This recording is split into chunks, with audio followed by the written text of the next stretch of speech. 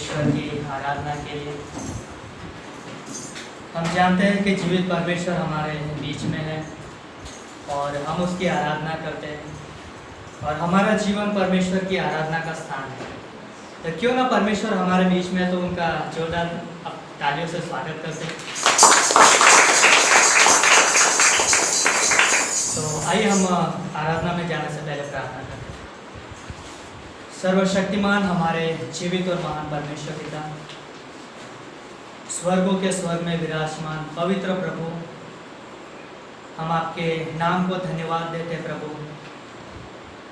धन्यवाद हो पिता परमेश्वर का, आपका विश्वास योग्यता से भरा कार्य प्रभु हमारे जीवन के में हर पीढ़ी में पिता परमेश्वर होता चला रहता है प्रभु। हाँ पिता परमेश्वर, आपके काम अद्भुत है, महान है प्रभु, हमारे जीवन में, हमारे परिवार में प्रभु। हम धन्यवाद करते हैं पिता परमेश्वर आपके प्रेम के लिए, आपके अनुग्रह के लिए और आपकी दया के लिए प्रभु। हाँ पिता परमेश्वर, आज के शाम में प्रभु इस समय को हम आपके हाथों में सौंपते हैं। हम आपकी आराधना करना चाहते हैं, हम आपकी महिमा करना चाहते हैं प्रभु। होने देना पिता परमेश्वर, आप हमारे हृदय को, हमारे जीवन को तैयार करना प्रभु, ताकि हम आत्मा और सच्चाई से आपकी आराधना करें, आपके नाम को ऊंचा उठाए, आपके नाम की महिमा करें प्रभु। जैसे हमारी प्रार्थना पिता, धन्यवाद करते हैं महान परमेश्वर, आप हमारे बीच में हो, हम आपका धन्यवाद देते हैं प्रभु। सारा आदर, सारी महिमा, सारी प्रशंसा प्रभु सिर्फ और सिर्फ आपको देते हैं।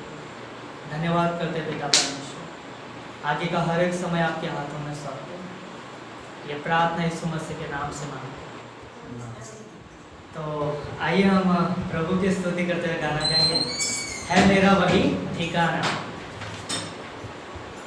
है मेरा वही ठिकाना, मेरा यीशु रहता जहाँ, सियोन देश में रहता है वो, मुझको बुलाता वहाँ।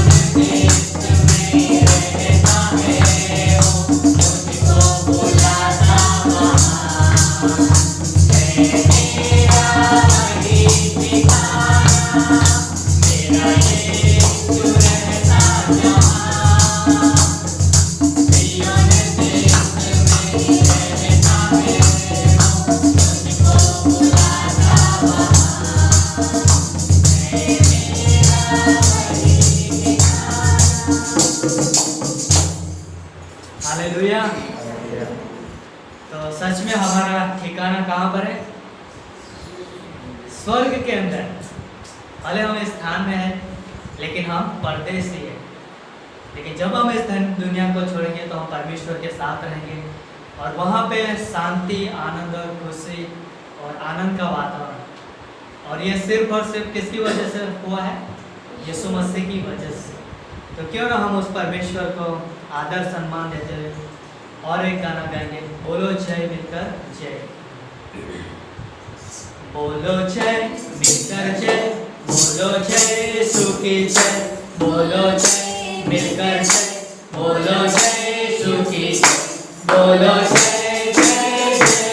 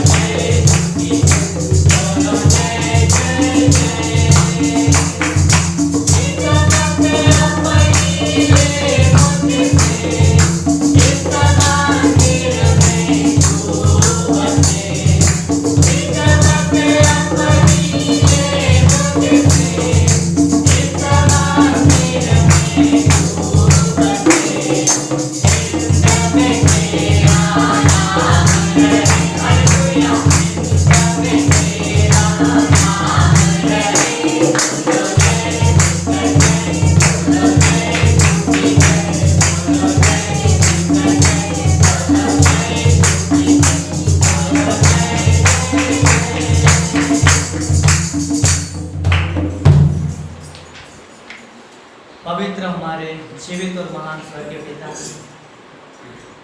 प्रभु हम आपका धन्यवाद करते हैं। आप आराधना के, स्तुति के, महिमा की योग्य प्रभु हो, और धन्यवाद करते हैं प्रभु कि आपने हमारे जीवन में अद्भुत और महान कार्य किया पिता। हाँ प्रभु, धन्यवाद हो उस क्रूस के बलिदान के लिए जो हमारे पापों की क्षमा के लिए था, हमारे लिए अनंत जीवन के लिए था प्रभु। धन्यवाद करते पिता परमेश्वर आपके अनुग्रह के लिए, आपकी दया के लिए प्रभु धन्यवाद हो पिता परमेश्वर, आपकी उपस्थिति के लिए पिता, कि आप हमारे बीच में हो प्रभु। हम आपकी आराधना करते प्रभु, हम आपके जीवित नाम को ऊंचा उठाते प्रभु। धन्यवाद हो उस नाम के लिए जो सामर्थ्य से भरा नाम है प्रभु, अनुग्रह से भरा नाम है, वो महिमा आराधना की योग्य नाम है प्रभु। धन्यवाद करते हो पिता परमेश्वर, धन्यवाद हो यीशु राजा, धन्यवाद।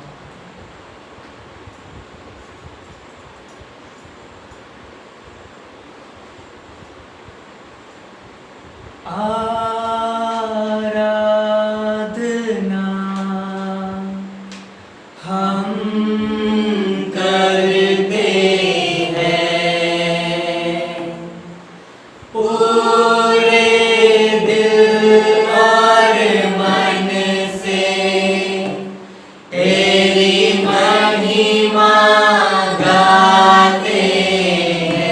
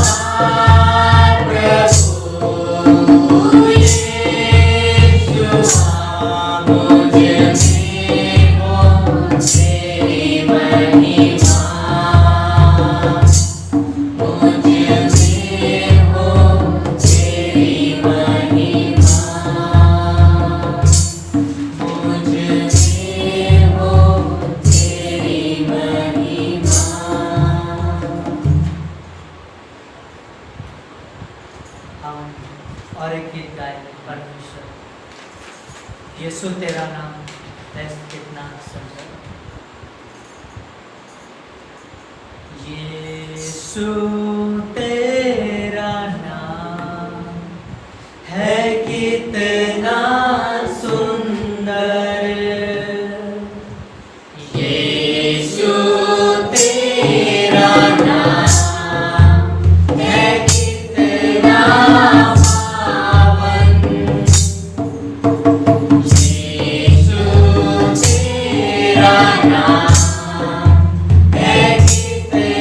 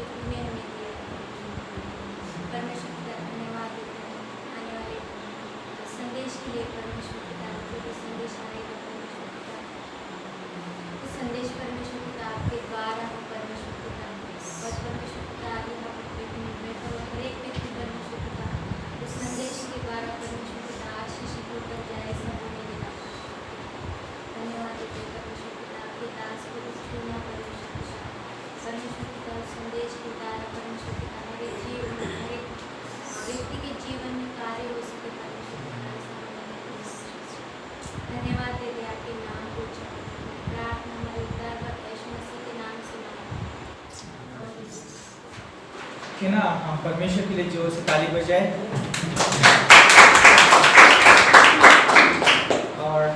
टीम के लिए भी ताली बजा सकते हैं। बहुत अद्भुत उन्होंने अगुवाई किया हमको, तो ना हम लोग को ताली बजा। तो इस झालोद ग्रेटर ग्रेस कलीसिया में हम सभी का स्वागत करते हैं इस समय, और अद्भुत समय रहेगा आज के भक्ति का। और हम आशा रखते हैं कि आप अपने हृदयों को तैयार किया है इन सारी सभाओं में जो भी संदेश रहेगा, परमेश्वर का वचन रहेगा, उसको सुनने के लिए। और हम आशा रखते हैं कि आप पूरे हृदय के साथ परमेश्वर का वचन सुनने को आए हैं। तो क्यों ना इस समय हम जो ये आने वाले हफ्ते में जो कार्यक्रम होने वाले हैं उन सभी का हम क्या करें, एक बार हम थोड़ी सी सूचना सुने कि किस तरह से होने वाले हैं। ये हफ्ते में होने वाले कार्यक्रम इस तरह से होंगे। तो मंगलवार को अपना क्या होता है, बाइबल स्टडीज होते हैं 3 जगह पर, तो चालू रहेंगे। उसके लिए आप प्रार्थना कर सकते हैं, है ना, कि और बढ़ते जाए। और बुधवार के दिन 5:30 बजे अपनी सभा रहती है, प्रार्थना सभा, यहाँ पर मीटिंग सभा रहती है। तो हम सभी का स्वागत करते हैं कि आप उस सभा में आए और परमेश्वर के ध्येय का हिस्सा बन सके। और हम गुरुवार और शुक्रवार के दिन बाइबल क्लास रहते थे। तो इस समय इसमें चल रहा है, MP में क्लास चल रहा है, तो उसके लिए आप प्रार्थना कर सकते हैं कि प्रभु वहाँ पे हमें अगुवाई करे क्लास पढ़ाने के लिए। लेकिन फिलहाल यहाँ पर जो झालोद कलीसिया के द्वारा जो शुक्रवार को क्लास रहता है वो क्लास नहीं रहेगा, ये भी याद रखें। और जो अपना मेन बाइबल कॉलेज भी रहता है ये भी यहाँ पर नहीं रहेगा, क्योंकि अब कुछ समय के लिए क्लास खत्म होने की वजह से थोड़ा ब्रेक दिया गया है। तो हम आशा रखते हैं कि आने वाले क्लास के लिए आप लोग तैयार हो रहे हैं, और हम आशा रखते हैं कि आप लोग उस क्लास में हिस्सा लेंगे। बहुत अद्भुत क्लास रहेगा। और जैसे शुक्रवार के दिन जो क्लास होने वाला था वो नहीं रहेगा, और शनिवार के दिन फैमिली विजिट है, तो हम उसमें भी आप सभी का स्वागत करते हैं। इस समय हम बताना चाहेंगे कि जिग्नेश भाई के घर पे इस समय का रहेगा फैमिली विजिट, तो आप आ सकते हैं और प्रोत्साहित का कारण बन सकते हैं उस परिवार के लिए।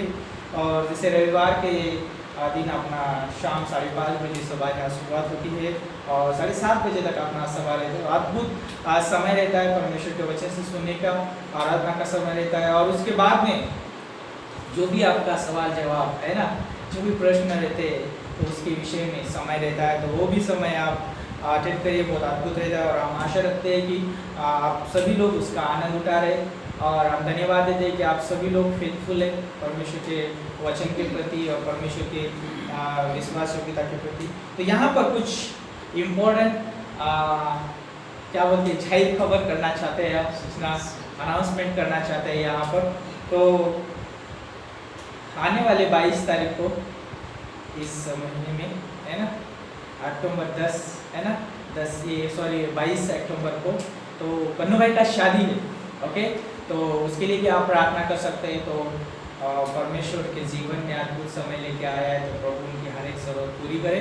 तो अद्भुत है, उनकी शादी बॉम्बे में है, और आप उनकी शादी में इन्विटेशन आया तो आप शामिल हो सकते हैं। और धन्यवाद आप उनके जीवन के लिए कि परमेश्वर अद्भुत रीति से उनको जो भी सेवकाई में उनको संभाल रहा है और आगे लेके बढ़ा रहा है। तो खास करके हम प्रार्थना कर सकते हैं उनके परिवार के लिए, और जो उनकी होने वाली पत्नी है उनके लिए भी, और उनके परिवार के लिए भी आप प्रार्थना कर सकते हैं कि प्रभु उनकी हर एक ज़रूरत पूरी करे। अभी इसके बाद में एक संदेश होगा, ऑफिस संदेश होगा, फिर एक गीत होगा, फिर इंट्रो मैसेज होगा, फिर मेन मैसेज होगा। तो आइए इन सारी चीज़ों के लिए हम प्रार्थना करते हैं। प्रभु यीशु मसीह, हम धन्यवाद देते हैं, आपके नाम को ऊंचा उठाते हैं, आपकी स्तुति करते हैं, आपकी प्रशंसा करते हैं गॉड। हम चाहते हैं आपकी उपस्थिति, आपकी अगुवाई चाहते हैं प्रभु। धन्यवाद करते हैं हर एक एक्टिविटीज़, हर एक कार्य को हम आपके हाथों में सौंपते हैं, और आज का यहाँ पे जो भी संदेश है ये अद्भुत समय आपके हाथों में सौंपते हैं। सभी को अगुवाई करें, मदद करें, प्रभु यीशु मसीह के नाम से मांगते हैं, आमीन। तो क्यों ना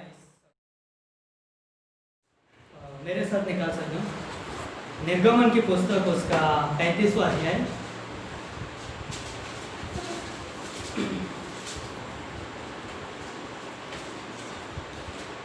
निर्गमन की पुस्तक उसका 35वां अध्याय और उसकी 29वीं पंक्ति 29।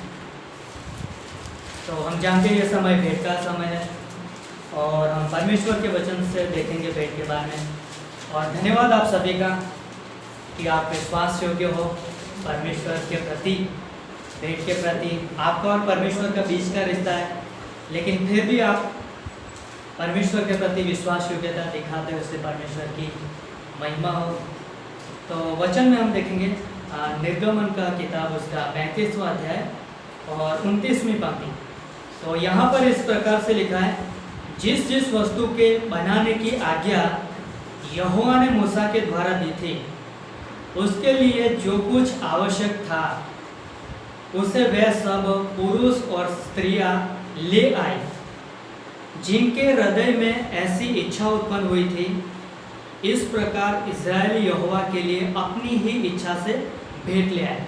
तो यहाँ पर जैसे हमने वचन में देखा कि परमेश्वर एक मिलाप वाला तंबू बनाना चाहता है, और परमेश्वर की एक योजना थी उस तंबू बनाने के लिए, और उस तंबू बनाने के अंदर उनकी जो भी चीज़ें लगने वाली थी, उन सारी चीज़ों की जो जरूरत थी, जो आवश्यकता थी, वो सारी आवश्यकता की आज्ञा परमेश्वर ने मूसा को दिया, और मूसा ने वही आज्ञा इज़राइल प्रजा को बताया, और इज़राइल प्रजा ने वो आज्ञा को सुना, और उस आज्ञा के अनुसार, वो परमेश्वर के वचन के अनुसार उनके अंदर मतलब एक परमेश्वर के बुद्धि उत्पन्न हुई, प्रकार वचन की बुद्धि। तो परमेश्वर के कार्य के लिए, परमेश्वर की महिमा के लिए हमें कुछ चीज़ें देना है, और वो लोग जैसे वचन में देखा कि चाहे पुरुष हो, स्त्री हो, कोई भी क्यों ना हो, वो सारे लोग मतलब कि परमेश्वर के कार्य के लिए अपनी भेंटों को लेके आते हैं।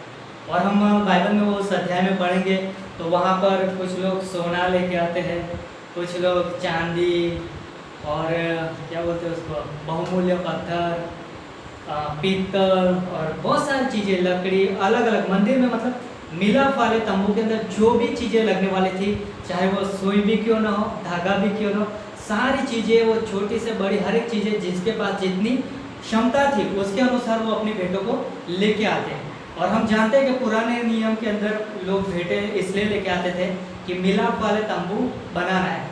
तो हम जानते हैं कि जब मिलाप वाला तंबू बनाने में परमेश्वर की योजना थी, और उस योजना के पीछे परमेश्वर का उद्देश्य था, क्योंकि परमेश्वर इज़राइल प्रजा की अगुवाई कर रहा था। क्यों? क्योंकि कहाँ पे थे इज़राइल प्रजा? मिस्र देश से निकले हुए जंगल में थे, जंगल के रास्तों में। तो मिलाप वाले तंबू के द्वारा परमेश्वर, और हम जानते हैं कि मिलाप वाला तंबू जिसका मतलब होता है कि परमेश्वर की उपस्थिति, परमेश्वर हमेशा उनके बीच में निवास करता था, और परमेश्वर मतलब कि उनको आगे आगे लेके चलता था, और परमेश्वर उनके जीवन की अगुवाई करता था। तो परमेश्वर ने वो मिलाप वाला तंबू ठहराया था कि जिसके कारण परमेश्वर की सेवा, परमेश्वर का कार्य, परमेश्वर की योजना आगे बढ़े। और इसलिए हम देखते हैं कि आज परमेश्वर ने, आज हम नए नियम में भी देखते हैं कि नए नियम के अंदर परमेश्वर अपना कार्य को आगे लेके जा रहा है। और परमेश्वर ने किसको रखा है? कलीसिया को, कलीसिया के लोगों को रखा है। और परमेश्वर चाहता है कि कलीसिया का जो उद्देश्य है, परमेश्वर चाहता है कि परमेश्वर की जो योजना कलीसिया के पास है, तो कलीसिया आगे लेके जाए। और इसलिए आज हम इस स्थान पर हैं, इसलिए हम परमेश्वर की आराधना करते हैं इस स्थान पर आके, इसलिए हम अपने भेंटों को परमेश्वर के भवन में लेके आते हैं, ताकि परमेश्वर का जो राज्य है वो आगे बढ़ता जाए। परमेश्वर कुछ काम करना चाहता है इस धरती पर, लेकिन हमें वो जिम्मेदार ठहरा है, और उसमें परमेश्वर ही हमें सामर्थ देता है, उसमें परमेश्वर ही हमें आशीष देता है, ताकि हम अपनी भेंटों को परमेश्वर के कार्य के लिए लेके आए। तो हम जानते हैं कि परमेश्वर हमारी भेंट चाहे छोटी हो, बड़ी हो, लेकिन जब हम अपने हृदय के साथ देते हैं, हम खुशी के साथ देते हैं, आनंद के साथ देते हैं, परमेश्वर के वचन के अनुसार देते हैं, तो परमेश्वर उस भेंटों को ग्रहण करता है, उसका स्वागत करता है, और परमेश्वर अपने कार्य के लिए उपयोग भी करता है। तो परमेश्वर हमारे भेंटों को ग्रहण करता है। तो क्यों ना ये समय है तो हम अपनी भेंटों के द्वारा परमेश्वर को आदर दें, उसकी महिमा करें, और अपने भेंटों को परमेश्वर के सम्मुख ले जाएं। तो आइए हम इस समय भेंट के लिए भी प्रार्थना करेंगे। प्रार्थना करते हैं। जीवित और महान स्वर्गीय पिता परमेश्वर, हम आपका धन्यवाद देते हैं प्रभु। सबसे बड़ी उत्तम भेंट तो प्रभु यीशु मसीह आप हमारे लिए बने, क्योंकि आपने हमारे लिए अपना स्वर्ग का सिंहासन छोड़ा, और इस धरती पर प्रभु मनुष्य बने, हमें स्वर्गीय जीवन देने के लिए, अनंत जीवन देने के लिए, अनुग्रह देने के लिए, क्षमा देने के लिए आपने हमें जो भेंट दिया है प्रभु, वो उत्तम से उत्तम भेंट दिया है प्रभु। हम पिता परमेश्वर आपको क्या दे सकते हैं? लेकिन धन्यवाद कि हमारे पास जो कुछ भी है पिता परमेश्वर, आपको धन्यवाद देने के लिए हम आपके चरणों में लेके आते हैं। होने देना पिता परमेश्वर, हम जो भी भेंट आपके भवन में लेके आएंगे प्रभु, वो आपकी महिमा के लिए, आपके राज्य के लिए आशीष का कारण बने, वैसे हमारी प्रार्थना है। धन्यवाद देते इस कलीसिया के लिए और यहाँ पे उपस्थित हर एक व्यक्ति के लिए, हर एक जीवन के लिए धन्यवाद देते हैं। ये प्रार्थना यीशु मसीह के नाम से मांगते हैं।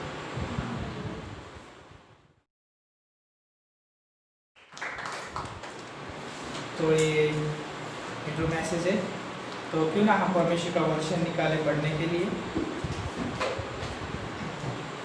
उत्पत्ति की किताब उसका 3 अध्याय और 8 पंक्ति।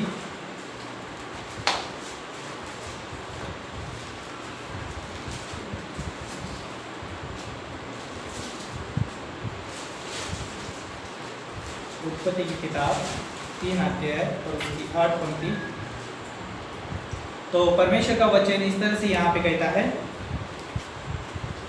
तब यहोवा परमेश्वर जो दिन के ठंडे समय वाटिका में फिरता था, उसका शब्द उनको सुनाई दिया। तब आदम और उसकी पत्नी वाटिका के वृक्ष के बीच यहोवा परमेश्वर से छुप गए। और एक पंक्ति पढ़ेंगे, लूका की किताब उसका 19 अध्याय और 10 पंक्ति कहती है, क्योंकि मनुष्य का पुत्र खोए हुओं को ढूंढने और उनका उद्धार करने आया। तो क्यों ना हम प्रार्थना करें यहाँ पर। प्रभु यीशु मसीह, हम धन्यवाद देते हैं, आपके नाम को ऊंचा उठाते प्रभु। सच में परमेश्वर ये आपका वचन है प्रभु, और आपका वचन तो अभी है परमेश्वर। धन्यवाद करते इस वचन को प्रभु समझने के लिए बुद्धि और समझ दीजिए प्रभु। हम चाहते हैं कि आपकी अगुवाई हो प्रभु, यीशु मसीह के नाम से मांगते हैं, आमीन। तो जैसे हमने यहाँ पर उत्पत्ति की किताब उसका 3 अध्याय और 8 पंक्ति पढ़ा कि परमेश्वर उनके साथ क्या करने आता था, संगति करने आता था, उनके साथ समय बिताने आता था। परमेश्वर चाहता था कि उनके साथ समय बिताए, और परमेश्वर ने मनुष्य को उसी उद्देश्य से बनाया हुआ था कि मनुष्य जो है परमेश्वर की क्या करे, महिमा करे। मनुष्य जो है परमेश्वर को ऊंचा उठाए अपने जीवन में, मनुष्य परमेश्वर का आदर करे, और मनुष्य जो है परमेश्वर के साथ क्या रहे, संगति में बना रहे। लेकिन अगर हम यहाँ पर देखते हैं उत्पत्ति का 3रा अध्याय में, और यहाँ पर इस अध्याय में हम मनुष्य का पतन देखते हैं। दूसरे अध्याय में, पहले अध्याय में हम देखते हैं परमेश्वर ने अद्भुत रचना की। दूसरे अध्याय में देखते हैं हम परमेश्वर ने अद्भुत रीति से सब कुछ ठहराया। तीसरे अध्याय में देखते हैं हम कि मनुष्य का पतन देखते हैं वहाँ पर। और यहाँ पर सबसे अद्भुत, जैसे हमने पंक्ति पढ़ी 3रा अध्याय 8 पंक्ति में, मुझे यहाँ पर बहुत अद्भुत एक शब्द लगा कि उसका शब्द उनको सुनाई दिया। किसका शब्द? परमेश्वर का शब्द, है ना। वहाँ पर 2 शब्द हमें दिखते हैं उस अध्याय में। उससे पहले हम देखते हैं कि एक शैतान ने भी उनको एक शब्द सुनाया, और हम देखते हैं वहाँ पर परमेश्वर भी उनको एक शब्द सुनाता है। यहाँ पर मेरा कहने का मतलब ये है कि मनुष्य के जीवन का उद्देश्य क्या है। आज हम देखते हैं इस संसार में कि मनुष्य ने अपने जीवन का उद्देश्य खो दिया है। उसको पता नहीं कि उद्देश्य क्या है, और उसको ये भी पता नहीं कि वो कहाँ से आया है और इस धरती पे क्यों जीवित है, क्या कर रहा है और कहाँ जाएगा मरने के बाद। उसके पास वो सवाल है, लेकिन उसके पास उस सवाल का उत्तर नहीं है। तो लेकिन आज हम इस बाइबल के द्वारा, इस परमेश्वर के द्वारा हम जान पाते हैं कि परमेश्वर ने हमें बनाया, उसके उद्देश्य के लिए बनाया। उसका उद्देश्य ये था कि मनुष्य उसकी महिमा करे, मनुष्य उसके साथ संगति करे, मनुष्य उसके साथ बना रहे प्रतिदिन। लेकिन यहाँ पर हम देखते हैं कि पाप की वजह से मनुष्य वहाँ पर क्या हुआ, परमेश्वर जो उद्देश्य बनाया था, उसका जो जीवन का उद्देश्य था, उससे बाहर चला गया। और आज हम देखते हैं कि उत्पत्ति से लेके अभी तक मनुष्य इस संसार में भटका हुआ है, उसको अभी तक उसके जीवन का उद्देश्य पता नहीं। लेकिन जब वो परमेश्वर यीशु मसीह को जानता है, जब वचन को जानता है, उसके जीवन का उद्देश्य उसको पता चलता है। जैसे हमने लूका की किताब उसका 19 अध्याय और 10 पंक्ति पढ़ा कि मनुष्य का पुत्र खोए हुओं को ढूंढने और उनका उद्धार करने आया। और हम यूहन्ना 3:16 देखते हैं वहाँ पर कि परमेश्वर ने जगत से ऐसा प्रेम रखा कि उसने अपना एकलौता पुत्र दिया, जो कोई उस पर विश्वास करते उसका नाश ना हो परंतु उसको अनंत जीवन मिले। यहाँ पर परमेश्वर का उद्देश्य बहुत बढ़िया दिखता है। शुरुआत में परमेश्वर ने मनुष्य को बनाया, अपने स्वरूप में, अपने समान स्वरूप में बनाया, यानी पवित्रता में परमेश्वर ने मनुष्य को बनाया। लेकिन उसने गलत आवाज़ सुनी और गलत आवाज़ सुनकर उसकी आज्ञा मानी और वो पाप में गिरा, और पाप में गिरने के बाद फिर वो सही उद्देश्य से बाहर चला गया। और वहाँ पे हम जानते हैं कि उस उद्देश्य में फिर से लाने के लिए मनुष्य को, परमेश्वर को खुद आना पड़ा, और वो जीवित परमेश्वर जो स्वर्ग में रहने वाला परमेश्वर इस धरती पर आया, और उसने मनुष्य जाति के लिए जो उसके पाप थे उस पाप को क्या करा, मिटाने के लिए, उसको खत्म करने के लिए अपने आप को उस क्रूस पे बलिदान किया। ये सबसे बड़ा परमेश्वर का अद्भुत उद्देश्य था कि मनुष्य को बचाए, क्योंकि मनुष्य खोया हुआ था। मनुष्य परमेश्वर के योजना से, मनुष्य परमेश्वर के उद्देश्य से बाहर चला गया था। यहाँ पर जैसे हमने देखा कि मनुष्य को परमेश्वर ने उसकी महिमा के लिए, उसके साथ संगति करने के लिए, उसके साथ समय बिताने के लिए और उसकी आज्ञा पालन के लिए बनाया था। और उसने, जैसे देखते हैं कि वहाँ पर आज्ञा पालन उसने क्या किया, तोड़ दिया, उसने आज्ञा पालन नहीं किया उसने। और हम जानते हैं कि आज जगत में मनुष्य को जानते हैं कि वो संसार की आज्ञा जरूर मानता है ना, उसके रीति रिवाजों पे, उसके जो भी नियम कानून है उसके ऊपर बराबर चलता है। लेकिन परमेश्वर की आज्ञा का उल्लंघन किया उसने। तो यहाँ पर जैसे मैं कुछ बताना चाहूँगा यहाँ पर कि जब वो परमेश्वर की आज्ञा का उल्लंघन किया तो परमेश्वर की सुरक्षा से, परमेश्वर की कवरिंग से वो बाहर चला गया। और हम जानते हैं वहाँ पर कि वो पाप की वजह से वहाँ पर उसकी जो भी अधीनता थी वो टूट गई थी। यहाँ पर जैसे हम दाऊद राजा के बारे में अगर बात करेंगे, पहला शमूएल उसका 11 अध्याय और 1 से लेकर 3 पंक्ति में यहाँ पर उसके पाप को दर्ज किया गया है। वहाँ पर उसने किस रीति से पाप किया। परमेश्वर ने उसको एक राजा के रूप में चुना था। उसका उद्देश्य ये था उसका कि परमेश्वर के लोगों के लिए वो क्या करे, लड़े, परमेश्वर के लोगों को सुरक्षा दे। लेकिन वहाँ पर वो लड़ाई छोड़ के अपने घर में बैठा हुआ है और वहाँ पर उसका उद्देश्य सही नहीं था। वहाँ का उसका उद्देश्य ये था कि वो लड़ाई लड़े, अपने प्रजा जो अपने जो लोग हैं वहाँ पे लड़ रहे उनको क्या करे, उनको प्रोत्साहित करे, उनके साथ बने रहे। और हम जानते हैं कि वहाँ पर वो लड़ाई छोड़ के अपने घर में बैठा और वहाँ पर वो पाप हुआ। लेकिन परमेश्वर के उद्देश्य से बाहर नहीं गया, परमेश्वर ने फिर भी उसको इस्तेमाल किया। उसी तरह से हम न्याय की किताब में शिमशोन को देखते हैं, उसका परमेश्वर ने अपने उद्देश्य के लिए उसको भी एक न्याय ठहराया था इजराइल प्रजा के ऊपर। लेकिन वो भी उद्देश्य से भटक गया और वो भी पाप कर बैठा वहाँ पर। उस पर वो फलस्तीन स्त्रियों से 2 बार उसने शादियाँ की, है ना, 2 बार वो उधर गिरा, पाप में गिरा। लेकिन लास्ट में उसको अंत में क्या मिला, अपनी आंखें गंवानी पड़ी। परमेश्वर के उद्देश्य के लिए वो उसको परमेश्वर ने चुना था। यहाँ पर मेरा कहने का मतलब ये है, परमेश्वर ने आज मनुष्य को उसके उद्देश्य के लिए बनाया है, इसलिए कि परमेश्वर की वो महिमा करे, परमेश्वर का आदर करे, परमेश्वर के आज्ञा पालन करे, परमेश्वर के साथ संगति में बने रहे और परमेश्वर के कार्य में लगातार बने रहे।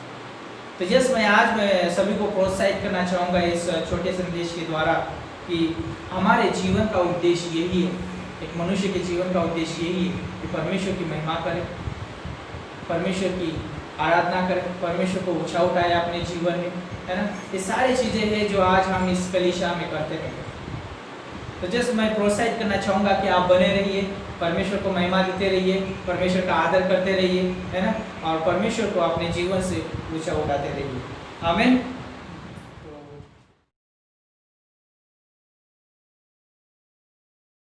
सब लोग तैयार हैं परमेश्वर का वचन सुनने के लिए? तो आज हम बात करेंगे परमेश्वर के वचन के विषय में। और जैसे कि हमने पिछले समय में बात किया कि परमेश्वर के वचन में क्या है, सामर्थ्य है। और इस आज के संदेश में हम बात करेंगे कि परमेश्वर के वचन का उद्देश्य, कि परमेश्वर का वचन यूं ही नहीं है, परमेश्वर ने ऐसे ही नहीं बोल दिया है। ये बाइबल जो लिखी है वो यूं ही नहीं लिख दी गई है, इसका एक उद्देश्य है। हर एक विश्वासी के जीवन में इसका एक उद्देश्य है। तो भजन संहिता 19 का 89, 89 से 91।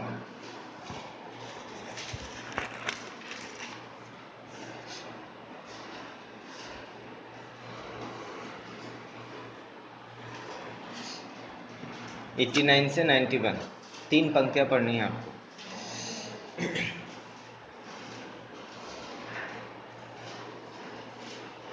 तो पहला जो हमारा पॉइंट है वो ये है कि परमेश्वर का जो वचन है वो निष्पक्ष है।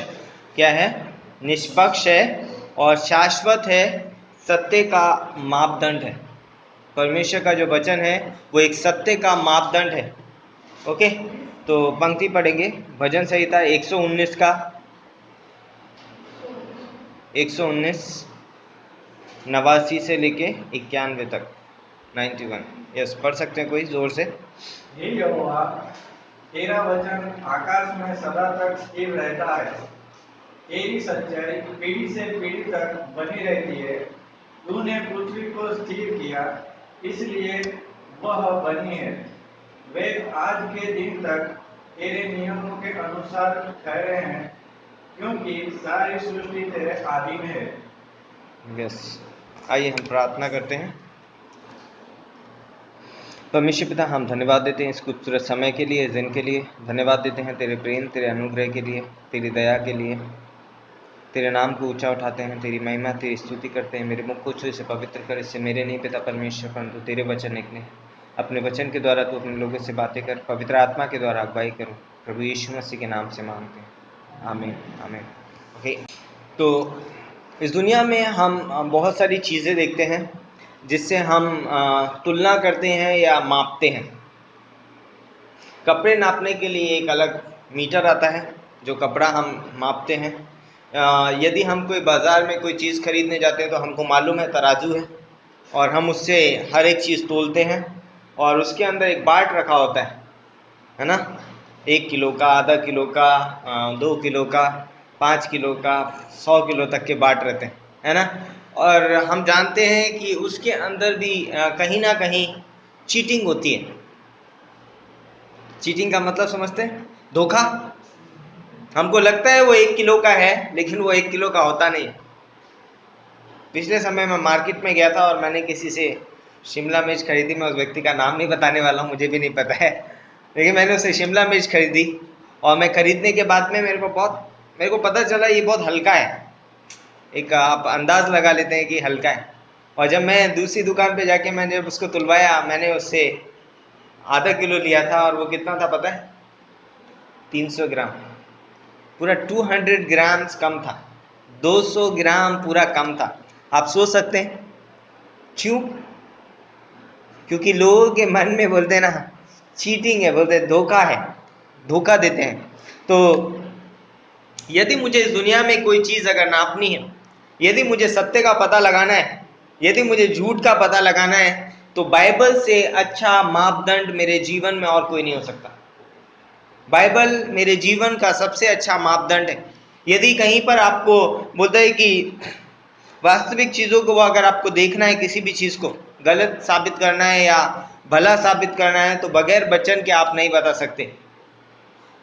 तो एक मसीही जीवन बोलता है कि भजन संहिता 119 का 160 भी पढ़ सकते हैं आप। 119 का 160 पढ़ लीजिए। तेरा सारा वचन सत्य ही है और तेरा एक एक धर्ममय नियम सदा काल तक अटल है।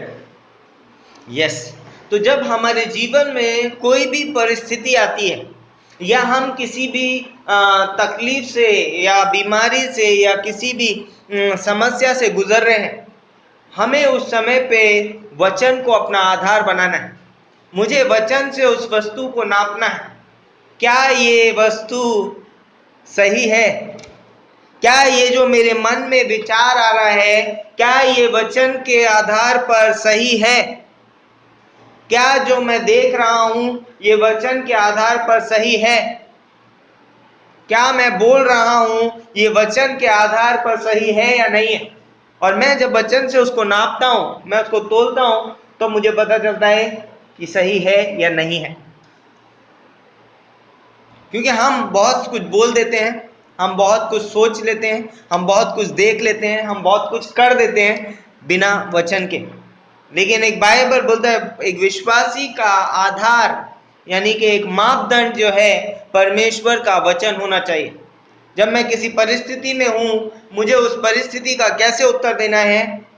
परमेश्वर के वचन के आधार पर। परमेश्वर का वचन कैसा क्या बोलता है? जब यीशु मसीह, हमने शायद पिछले समय पे भी बात किया था, जब यीशु मसीह क्रूस पे था उसने हर एक परिस्थिति का जवाब वचन के अनुसार दिया, है ना। उसने अपने आप को झूठा नहीं ठहराया। यीशु मसीह ने जब वचन में जब लिखा है यूहन्ना 3:16 में कि परमेश्वर ने जगत से ऐसा प्रेम रखा कि उसने अपना इकलौता पुत्र दे दिया, तो यीशु मसीह ने वहां पर बड़े बड़े डायलॉग नहीं मारे, परंतु वो प्रेम वहां पर उसने प्रकट किया। जब लिखा है कि परमेश्वर क्षमा करने वाला परमेश्वर है, तो क्रूस पे हमको वो क्षमा दिखाई देती है। यीशु मसीह ने लोगों को श्राप नहीं दिया। यीशु मसीह ने कहा कि हे पिता इन्हें क्षमा कर क्योंकि ये नहीं जानते, क्योंकि वचन में लिखा है। यीशु मसीह ने अंधों को आंखें दी, कोढ़ियों को शुद्ध किया, लंगड़े के पैर को ठीक किया। क्यों? क्योंकि वचन में लिखा है। जब वो आएगा तो अंधे देखेंगे, लंगड़े चलेंगे और मुर्दे जिलाए जाएंगे। और उसने हर एक चीज को 100% यीशु मसीह मनुष्य था जब इस धरती पे आया और 100% परमेश्वर भी था, लेकिन उसने हर एक चीज को वचन के आधार पर देखा। हर एक उस चीज को किया जो उसके बारे में लिखी हुई थी, उस भविष्यवाणी को पूरा किया। तो एक विश्वासी का ये कर्तव्य है कि वो हर एक चीज को परमेश्वर के वचन से नाप तोल करके देखे। तो जब हमारे जीवन में कुछ तकलीफ आएगी तो नीति वचन 3:5 बोलता है कि अपनी समझ का सहारा ना ले, वरन संपूर्ण मन से यहोवा पर भरोसा रख। तो वचन को हमें अपना आधार बनाना बहुत ही जरूरी है। दूसरी चीज बोलता है कि अय्यूब वो व्यक्ति था जिसने अपने जीवन में हर एक परिस्थिति को वचन से नापा, और नापने और तोलने के बाद उसने बोला नहीं, मैं ये नहीं कर सकता। उसकी पत्नी आती है और कहती है अब तो परमेश्वर को कोस और क्या कर, मर जा। अय्यूब बोलता है ओके, वचन क्या बोलता है? तू कैसी मूड स्त्री जैसी बातें करती है? जिस परमेश्वर से हमने सुख लिए, क्या हम उसके हाथ से दुख ना ले? मैं माता के पेट से नंगा आया था और नंगा ही लौट जाऊंगा। मैं परमेश्वर की निंदा नहीं करने का, मैं परमेश्वर की निंदा नहीं करूंगा, मैं परमेश्वर के विरोध में बातें नहीं करूंगा, है ना। बोलता है कि उसने अपने मुंह की चौकसी की है परमेश्वर के वचन से। उसने अपने मुंह पे एक मीटर लगा रखा है परमेश्वर के वचन का कि जो भी बात निकलेगी नाप तोल के निकलेगी, यहीं से निकलेगी। और अय्यूब वो व्यक्ति है जिसने वचन को अपना क्या बनाया, आधार बनाया। उसने हर एक परिस्थिति में, हर एक चीज में उसने परमेश्वर के वचन को क्या बनाया, अपना मापदंड बनाया है, और वो उससे हर एक चीज को क्या करता है, नापता है। दूसरा पॉइंट है, बोलते हैं परमेश्वर का वचन हमारे जीवन का एक मार्गदर्शक है।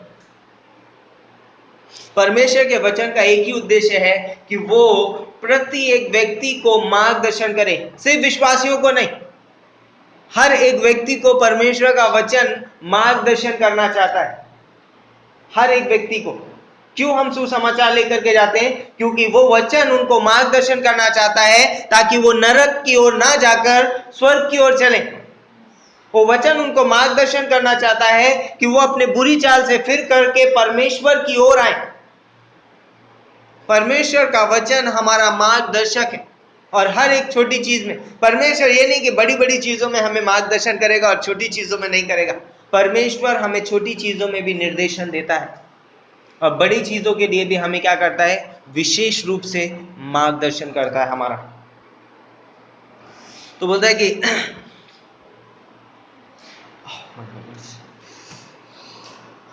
बोला कि हम शारीरिक रूप से जब कहीं जाते हैं, है ना, तो हम क्या करते हैं, अपनी गाड़ी में या मोबाइल में हम क्या कर देते हैं, स्ट्रीट मैप डाल देते हैं, हमको कहीं जाना है तो वो क्या करता है, वो मैप आगे आगे बताता रहता है। हमको क्या कहता है, आने वाले समय में क्या करिए, 100 मीटर के बाद में बाएं मुड़िए, 200 मीटर के बाद में दाएं मुड़िए, आगे एक सर्कल आएगा उससे राइट ले लीजिए। सब कुछ उसमें बताता है हमको। यह हमारा फिजिकल एक बोलता है मार्गदर्शक हो जाता है। लेकिन आत्मिक रूप से हमारे लिए कोई गूगल स्ट्रीट मैप नहीं है। उसमें गूगल हमारी सहायता नहीं कर सकता। सिर्फ और सिर्फ परमेश्वर का वचन जो हमें सहायता कर सकता है। भजन संहिता 119 का 105 क्या बोलता है, तेरा वचन मेरे पांव के लिए दीपक और मेरे मार्ग के लिए क्या है, उजियाला है। परमेश्वर के वचन के बिना एक विश्वासी कभी भी परमेश्वर के मार्ग पर नहीं चल सकता। यदि परमेश्वर का वचन फॉलो नहीं करता हूं, मैं परमेश्वर के वचन के अनुसार नहीं चलता हूं, मैं परमेश्वर की, जैसे कि हमने अभी सुना, परमेश्वर का उद्देश्य और परमेश्वर की योजना मैं कभी पूरी नहीं कर सकता। और परमेश्वर का वचन मेरा मार्गदर्शन इसलिए करता है ताकि मैं परमेश्वर की योजना में चल सकूं, परमेश्वर के उद्देश्य को पूरा कर सकूं। अद्भुत है। और बोलता है कि परमेश्वर का वचन हमारा एकमात्र क्या है, मार्गदर्शक है।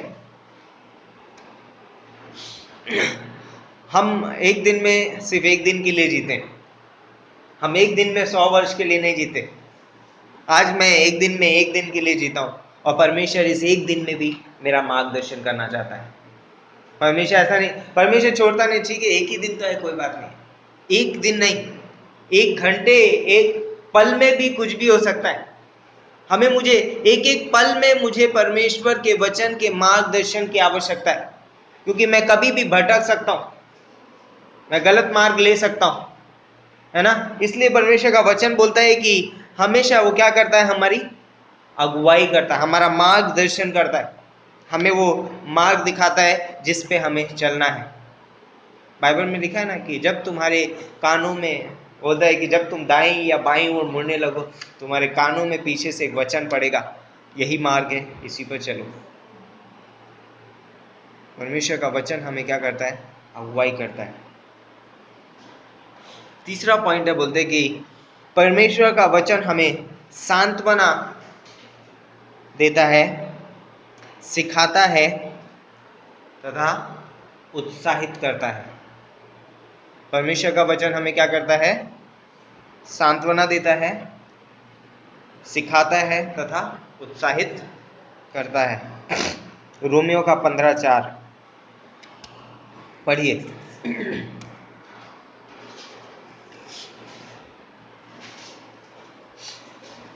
रोमियो का 15:4।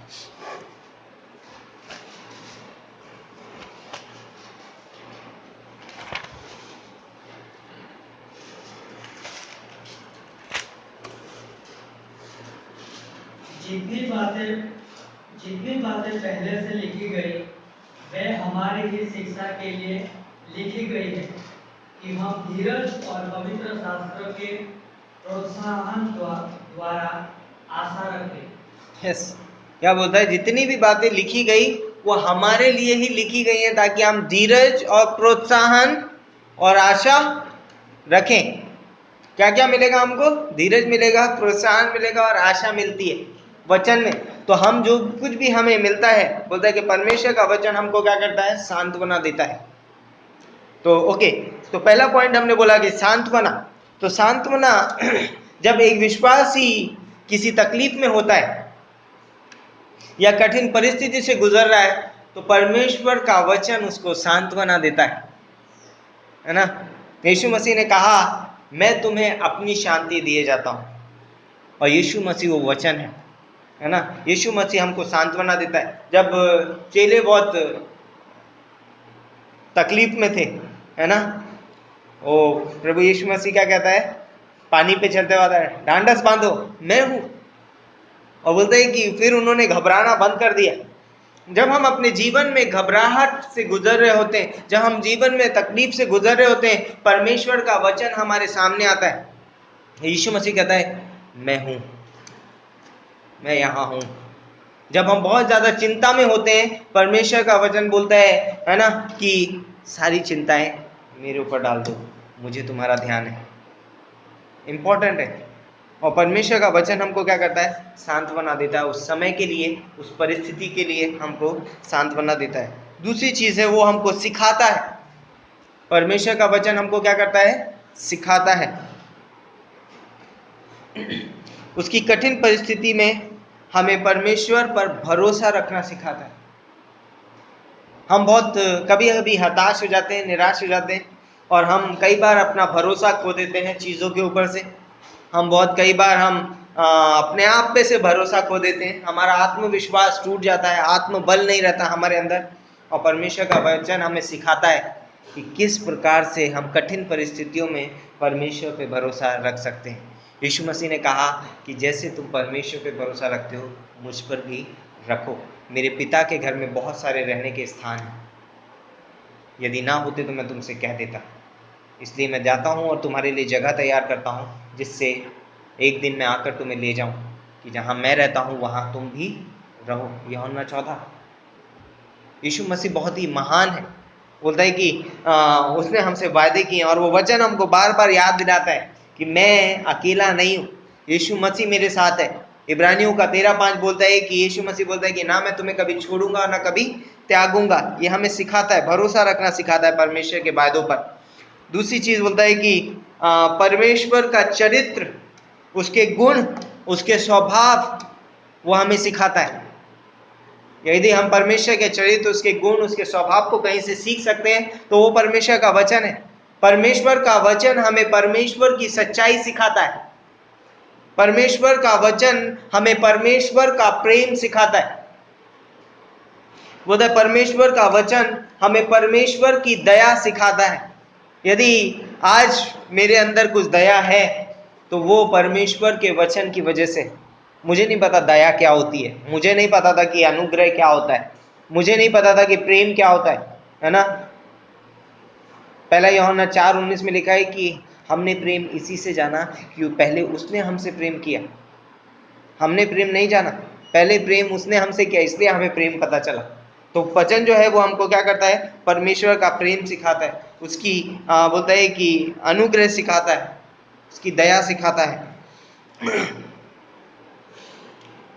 कठिनाई को सहना सिखाता है। हम लोग बहुत कठिन परिस्थिति में होती हैं, परमेश्वर का वचन हमको कठिनाई सहना सिखाता है। कैसे उस कठिनाई को हम सह सकते हैं?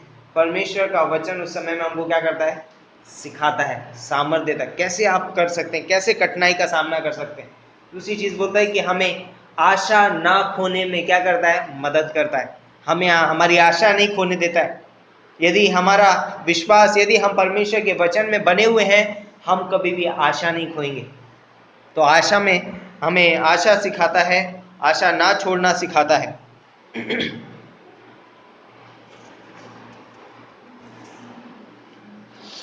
तो जब हम परमेश्वर के वचन को सीखते हैं या हम उसे अपने जीवन में ग्रहण करते हैं, तो एक चीज़ होती है, परमेश्वर का वचन हमें इस योग्य बनाता है कि हम कभी हार ना मानें अपनी परिस्थितियों में, अपनी बीमारी में।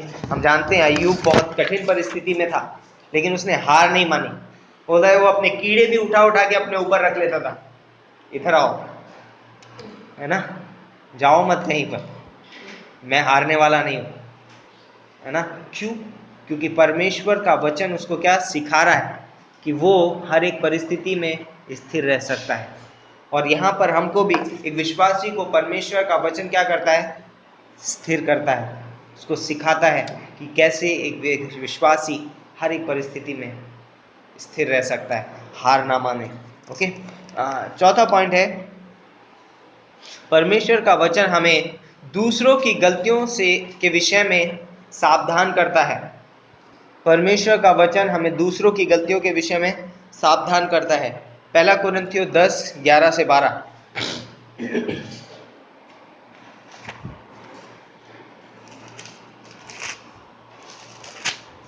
पहला कुरिन्थियों 10:11 से 12।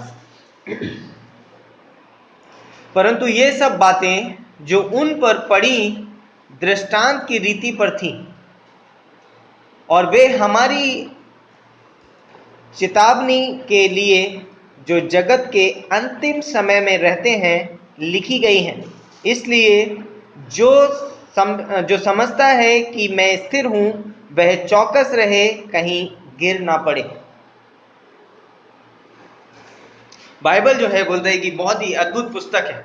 बाइबल में हमें ऐसे बहुत सारे उदाहरण मिलते हैं जो हमें ये बताते हैं कि हमें क्या करना चाहिए और क्या नहीं करना चाहिए।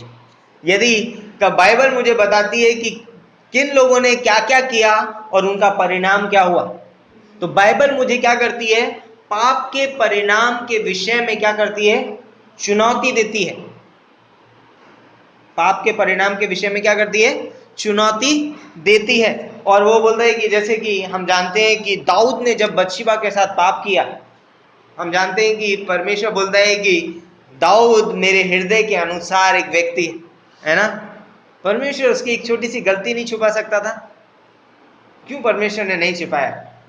क्यों परमेश्वर ने वो व्यभिचार जैसी चीज वहां पर लिखी कि उसने बत्शेबा के साथ व्यभिचार किया, और फिर उसके परिणाम को भी लिखा कि उस परिणाम की वजह से जो संतान पैदा हुई, परमेश्वर ने उसको क्या किया, ले लिया। हम जानते हैं क्यों? ताकि हम एक दिन ये ना कह सकें कि मुझे तो नहीं पता था व्यभिचार का परिणाम ये होता है, मैंने कहीं पढ़ा ही नहीं था, मुझे तो कहीं दिखा ही नहीं, मैंने किसी से सुना ही नहीं था। हम एक्सक्यूज कर सकते हैं परमेश्वर को, हम बोल सकते हैं कि अरे मुझे नहीं पता था। लेकिन परमेश्वर सच्चा है, परमेश्वर कभी झूठा नहीं ठहरना चाहता है ना। परमेश्वर बोलता है कि कभी भी अपने चरित्र में बोलता है कि पक्षपात नहीं करता है, और उसने पक्षपात नहीं किया। उसने मूसा की अच्छाइयां लिखी तो मूसा की बुराइयां भी लिखी, उसने दाऊद की अच्छाइयां लिखी तो दाऊद की बुराइयां भी लिखी। और ये दो कारण है, परमेश्वर यदि बाइबल में इतनी सच्चाई से, इतनी स्पष्टता से अगर लिखता है किसी व्यक्ति के विषय में, उसके दो कारण है।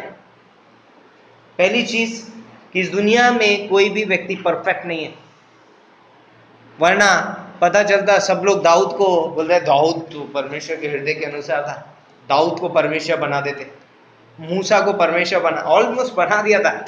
कुछ समय और रहता था मूसा तो वो पता चलता है कि कनान देश में जाके भी वो लोग मूसा की मूर्त बना के बैठ जाते उधर। परमेश्वर बोलता है कि कोई भी इस दुनिया में परफेक्ट नहीं है सिवाय प्रभु यीशु मसीह के, कोई सिद्ध नहीं है। दूसरी चीज, परमेश्वर ये चाहता है कि हम उस गलती में ना गिरें, हम उस पाप को ना करें। इसलिए परमेश्वर के वचन में जो हमको लिखा हुआ है, जो उदाहरण हमको मिलते हैं, वो इसलिए मिलते हैं ताकि हम उन चीज़ों में ना गिरें। वो परिणाम भी बताए गए हैं कि पाप किया है किसी ने, उसका परिणाम भी हुआ है, तो हम उस चीज़ को ना करें और हम उस परिणाम से क्या हों, बच सकें ना।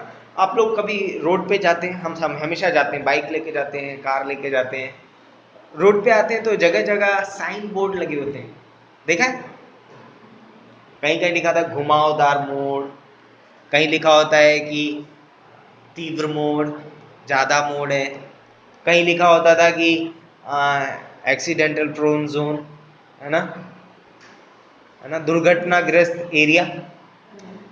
क्यों लिखा होता है?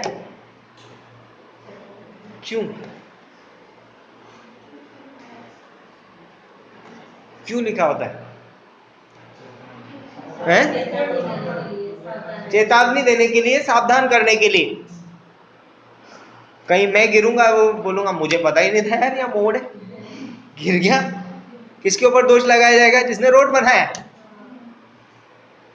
जब परमेश्वर ने बाइबल में इसलिए लिखा है, इसलिए चेतावनी दी है, इसलिए उदाहरण दिए हैं, ताकि मैं एक दिन खड़ा होके ये ना बोलूं कि परमेश्वर तूने मुझे बताया ही नहीं, मैंने तो कर दिया, मेरी गलती नहीं है। परमेश्वर पे कोई दोष नहीं लगा सकता। परमेश्वर सर्वबुद्धिमान है, अनंत में बोलते हैं कि उसकी बुद्धि का ठिकाना नहीं है ना। बोलते बहुत ज्यादा बुद्धिमान है परमेश्वर, हमारी सोच समझ और बुद्धि से परे। उसको मालूम है कि मनुष्य पाप करेगा, इसलिए परमेश्वर हर एक जगह पे चेतावनी देता है उसको।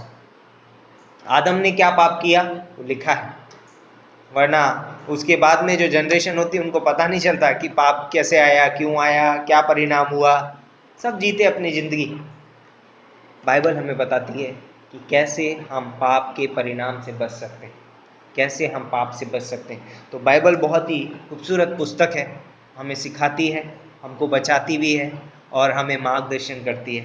तो हर एक साइन बोर्ड में हमें ध्यान देना है, जब हमारे सामने साइन बोर्ड आएगा बाइबल में तो हमें क्या करना है, गाड़ी धीमी कर लेनी है, यू टर्न ले लो, नहीं तो आगे रोड समाप्त है, आगे नहीं जा सकते। आप गाड़ी नहीं लेके जाते हो, नहीं मैं तो 5वें गियर में लेके जाऊंगा, क्या होता है उसका परिणाम, आगे रोड समाप्त है, नहीं है, या तो दीवार है या तो खाई है, दोनों चीजें होती है ना, या तो दीवार होती है या खाई होती है। और मैं अगर उसमें 5वें गियर में चला गया तो मैं कहां जाऊंगा, सीधे। परमेश्वर बोलेगा यहाँ क्यों आया, साइन नहीं देखा तूने बोलेगा हाँ देखा तो था लेकिन तो अपनी धुन में था। बाइबल बोलती है, हे जवान अपनी जवानी के दिनों में आनंद तो कर, परंतु याद रख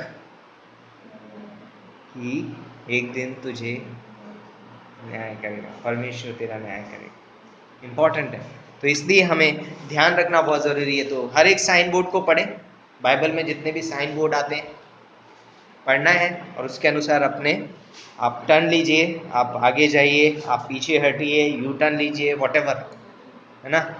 बोलता है कि जब यूसुफ के जीवन में, जब पोतीफर की पत्नी उसके जीवन में जब लालसा लेके आई, तो बोलता है पोतीफर के घर में यूसुफ उल्टे पांव भाग गया।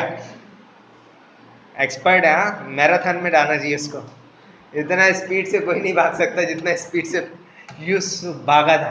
और रियली वो दौड़ उसके जीवन की सबसे कामयाब दौड़ थी। अगर वो उस समय नहीं भागता, अपने जीवन में वो कभी आगे नहीं बढ़ पाता, वो मिस्र देश का प्रधानमंत्री नहीं बन पाता, वो परमेश्वर की योजना को पूरा नहीं कर पाता। इसलिए हमें साइन बोर्ड पढ़ना बहुत ज़रूरी है, हमें देखना है परमेश्वर का वचन क्या बोलता है ना। 5वां पॉइंट बोलता है कि परमेश्वर का वचन हमारे लिए परीक्षा के समय हथियार बन जाता है। परमेश्वर का वचन हमारे लिए परीक्षा के समय हथियार बन जाता है। इफिसियों का 6:17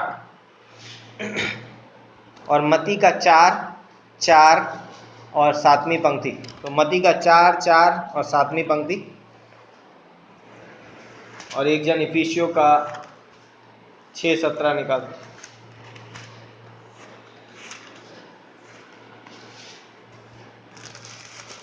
क्या लिखा है मत्ती का 4:4?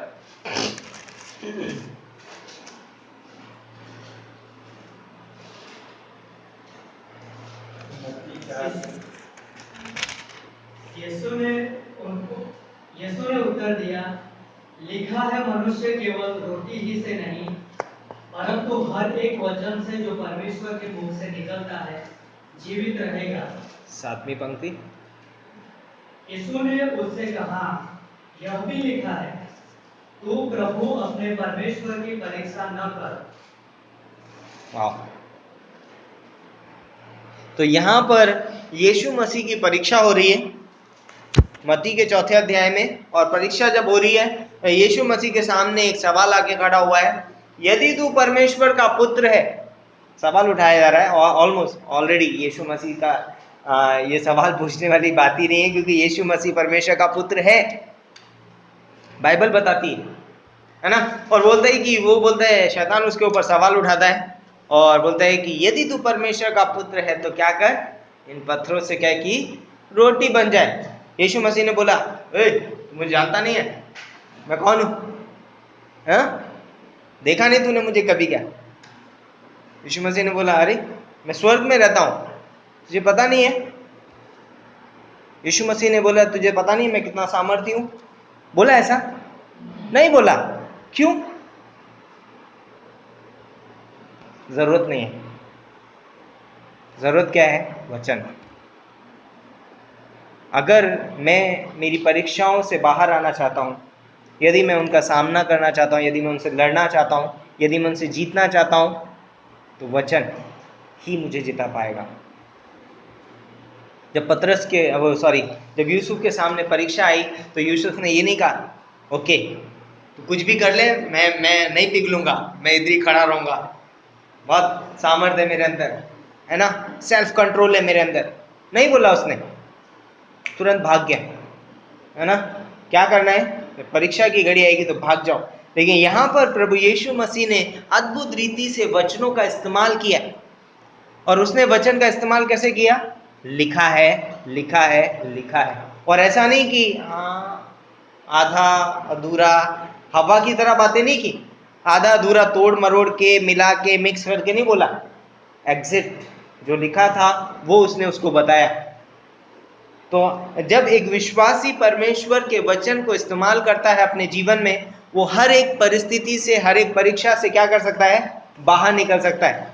परमेश्वर का वचन एक दो-धारी तलवार है। आप पढ़ सकते हैं इफिसियों का 6:17 में लिखा है कि परमेश्वर का वचन वो आत्मा की तलवार है।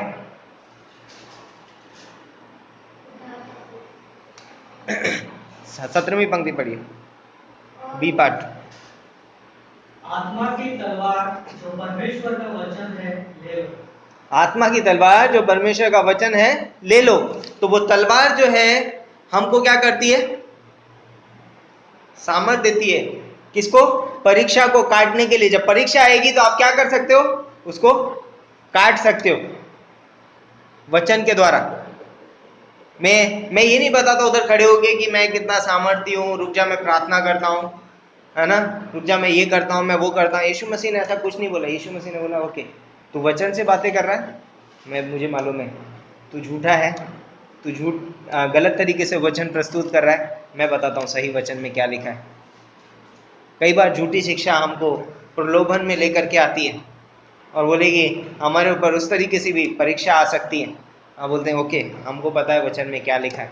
इसीलिए बोलता है कि एक विश्वासी को वचन में निपुण होना जरूरी है ना, सिर्फ पासवानों को नहीं परंतु प्रत्येक विश्वासी को परमेश्वर के वचन को अध्ययन करना जरूरी है। ओके,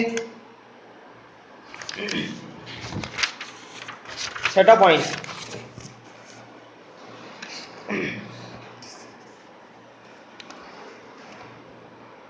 परमेश्वर का वचन परमेश्वर के बारे में ज्ञान बताता है या ज्ञान को बताता है। यूहन्ना का 5:39 और लूका का 24:27 से 44 दोनों पंक्तियां पढ़ेंगे। हम अंत के 5 मिनट और हैं।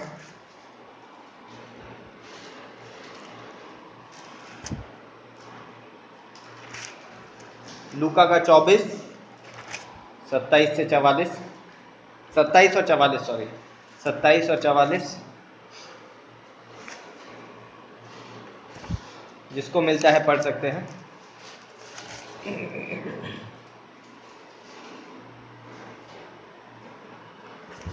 तब उसने मूसा से और सब भविष्यवक्ताओं से आरंभ करके सारे पवित्र शास्त्र में से अपने विषय में लिखी बातों का अर्थ उन्हें समझा दिए। वाह।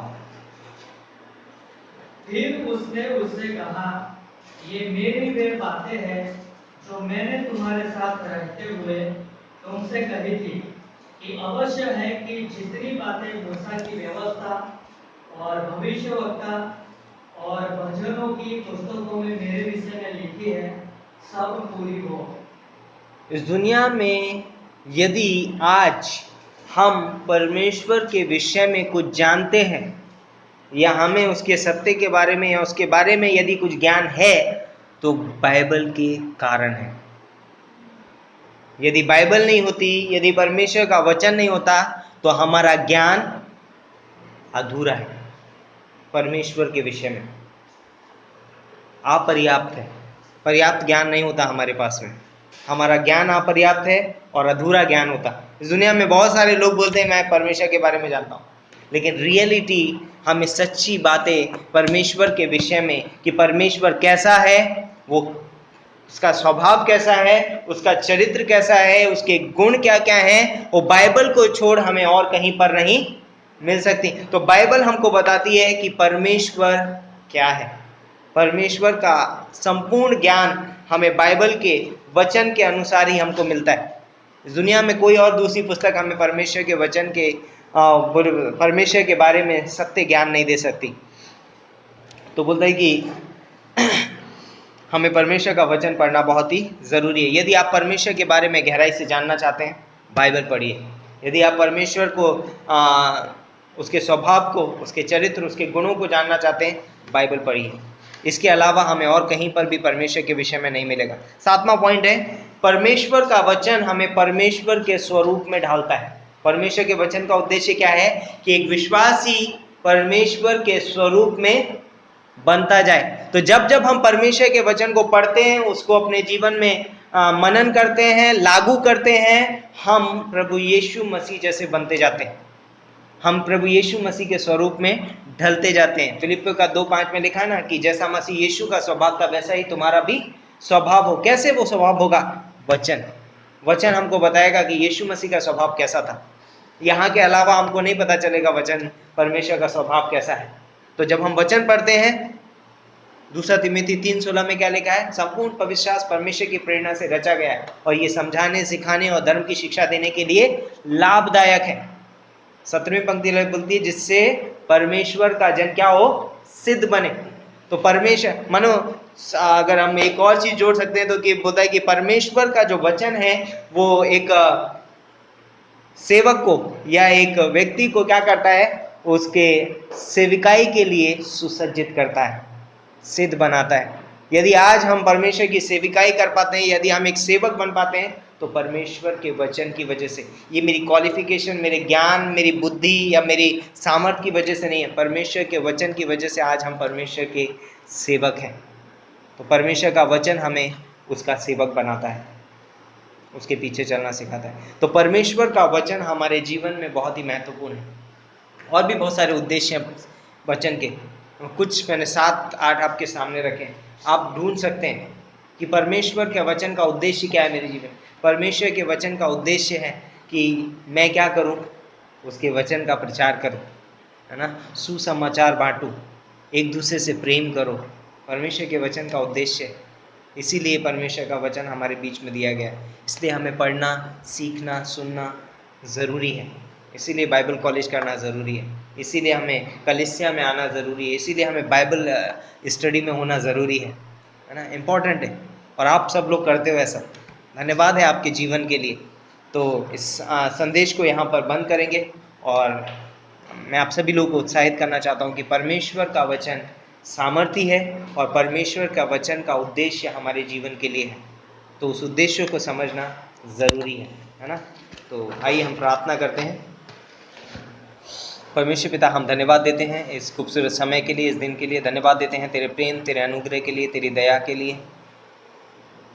सच में परमेश्वर, तेरा वचन महान है, अनुग्रहकारी, दयालु है पिता परमेश्वर।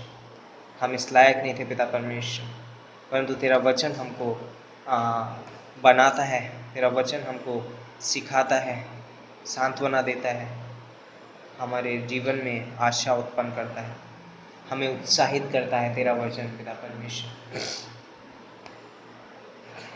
धन्यवाद देते हैं पिता परमेश्वर, धन्यवाद देते हैं।